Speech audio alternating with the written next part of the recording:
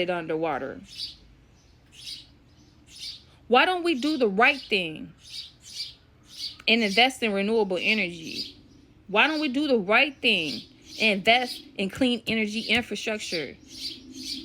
Why don't we do the right thing and ensure that our communities, regardless of the social economic status and the race and ethnicity of who's in it, are not being inflicted with pollution and unclean water and substances that are causing cancer?